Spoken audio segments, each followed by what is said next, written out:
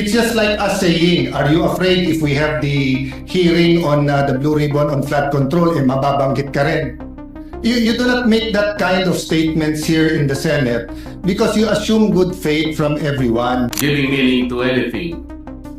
Ito po ang mahirap kasi kung wala po tayong legal background dito. Madam President, my question is, why is the majority in such a hurry to tackle this motion? The question is, why are we in so hurry? Why are they, the majority, in a hurry to tackle this motion and divide the House, Madam President? Or is it because, Madam Chair, they're in a hurry because of news reports that probably two of our colleagues might land in jail this weekend? Is that the reason why? Is that the reason why they have to have this inserted, the Section 41C, para makaboto po kung sino man yung makukulong dahil sa announcement ng sa Ombudsman na may lalabas na po ang warrant ng ilan sa mga kasama natin, Madam President? We will not object, but for the record, they scampered out and left the minority leader instead of discussing the rule. We are not even discussing the rule yet. And then, ganun na yung allegation nila. And no one from the minority stood up to say that out of order si Senator Erwin Tulfo. Ito ang mahirap kasi kung wala po tayong legal background dito. Kaya sinasabi ko na nga po, hindi po bagong motion ito eh. Hindi siya bagong motion. Kasasabi ko lang po, May 11, minun ko na po ito. Sino po magsasabi na bagong motion? Point of order. Ad hominem. Sinasabi ko lamang po, ang sinasabi ko lang, kanina po po sinasabi. Hindi po tama yun. Section 130. Pwede mo Walang alam sa Pwede bang magbigay naman?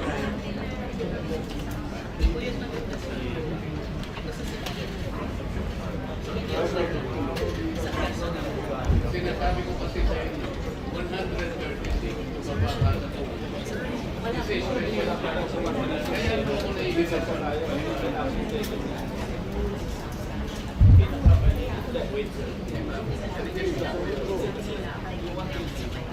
Hindi ko sinabi ko rin nila. Pag wala pong masyadong background, nahihirapan na tayo mag-guide.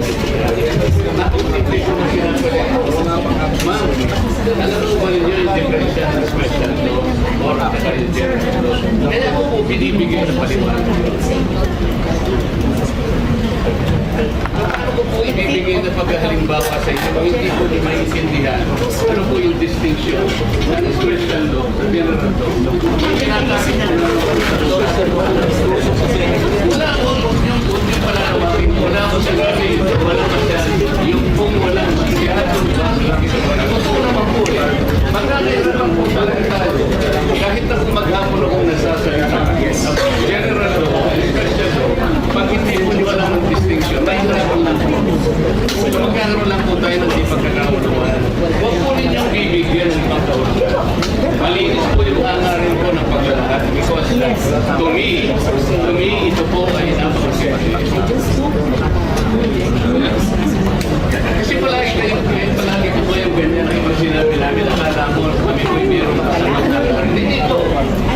Gusto ko pong malinawan ninyo, I am precisely defining the distinction between a general provision and a special provision. Hindi ko bibigay na ganang provision. Pinipilit kong ipaliwanag ko sa abot ng aking kakanyang may paliwanag sa inyo unless and until we understand the distinction between the two. Baka kung pagtibati lang po tayo ng matagal. So wag po niyong bibigyan ng masamang kawalan. Pinipilit ko pong makatulong sa aking lahat. Kung naiintindihan po niyo yung distinction ng general. So wala po tayong problema. I am trying to premise my discussion, my argument on the validity and supremacy of a special provision. Yan na po eh.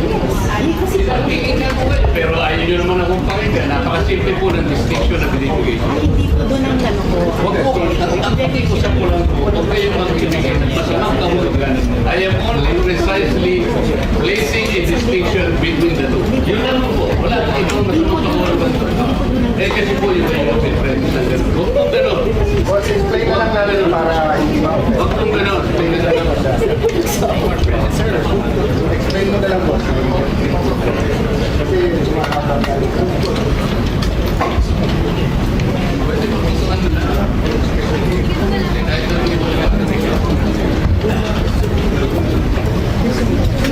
Session is resumed. Madam Chair. Yes, Senator Cayetano. I'm listening to the two senators and as I mentioned kanina, huwag na tayong gumamit ng prasuhan, etc. And I see the point of Senator Risa, but I'm also listening to Senator Marcoleta. It's kumbaga sa libro, iba yung love language, but I don't think there meant to be any offense. Having said that, we're only discussing whether we will take up the amendment or not. And we have exhausted already all the arguments. This is a simple motion, so I move that we divide the House. May I retake my motion. Then we can go into the merits and they can try to convince us whether or not we... So the motion is to take up the amendment to our rules as proposed by Senator Marcoleta. The objection is that it is not in order because we did not follow our own rules. Madam Chair, the President, Before that, the President. yes, we recognize Senator Orlando. Madam President, my question is, why is the majority in such a hurry to tackle this motion? This allowing a senator for justifiable reasons to attend and participate in the session through teleconference, whereas in Rule 14, Section 41, under B, it says convene and hold a session through teleconference, video conference, or other reliable forms of remote or electronic means using appropriate information and communications technology system due to force majeure, Madam President, or the occurrence of a national emergency. I guess, Madam President, this justifiable reason, what is that? Does that fall under force majeure or does it fall under national emergency, Madam President? My question is, why are we in so hurry? Why are they, the majority, in a hurry to tackle this motion and divide the House, Madam President? We need answers in the minority. Madam Chair. Or is it because, Madam Chair, they're in a hurry because of news reports that probably two of our colleagues might land in jail this weekend? Is that the reason why? Is that the reason why they have to have this inserted in Section 41C para makaboto po kung sino man yung makukulong dahil sa announcement ng ng Ombudsman na may lalabas na po ang warrant ng ilan sa mga kasama natin, Madam President. That is my question, Madam Madam President. Chair, the gentleman is out of order because his question, saan mamadali, bakit, can be discussed in the actual motion. Can be discussed after the motion whether we should take it up. We take offense that bibigyan niya ng ganyang kulay.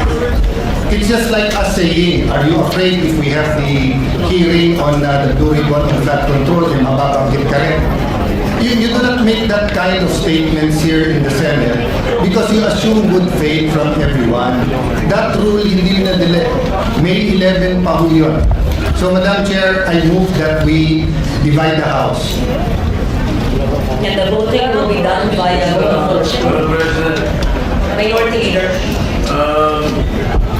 I move to adjourn or I call roll.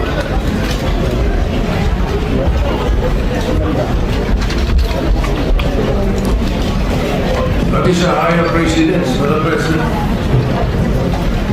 So I only see the Minority Leader representing the minority, the others had left.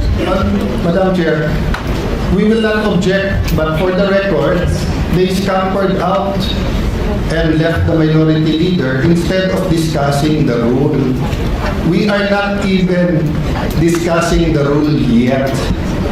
And then ganun na yung allegation nila. And no one from the minority stood up to say that out of order si Senator Erwin Tulfo. So we will not object, Madam Chair. In fact, we move that we adjourn till 5 p.m. Madam President, Monday. before that, Madam President, motion to adjourn is not debatable. Akala ko ba magaling sa rules? We're not debating. It's not We're not debating. We're not debating. And we will indeed adjourn. parliamentary query. Yes, Senator. Nung pong nagsimula tayo, Madam, meron po ba tayong quorum? We had a quorum. Yes, Madam President. Kapag ka po ba nag-walk out ang minority, nawawala po yung quorum. Nagsimula po tayo may quorum. It doesn't matter if they walk out. Yes, I think we still have the quorum. Madam President, once there is a quorum call, you have to call the roll. Kahit na present lahat o kulang kanina o there was a motion to dispense, whatever that is. Not a policy situation, Madam President, when they readily and willingly walk out. Takes Hindi precedence. po yung covered the rule natin, Madam President. Madam Kung saan President, As reiterated by the Senate President and as conveyed by the Minority Leader, former Senate President, the rule states that the motion to adjourn takes precedence. I'm not taking sides. 5 p.m. Monday. And we will adjourn session Until 5 until p.m. 5 p.m. on Monday, June 1st, 2026. June 7th? June 1. The birthday of Senator Lacson. So we will have cooler heads.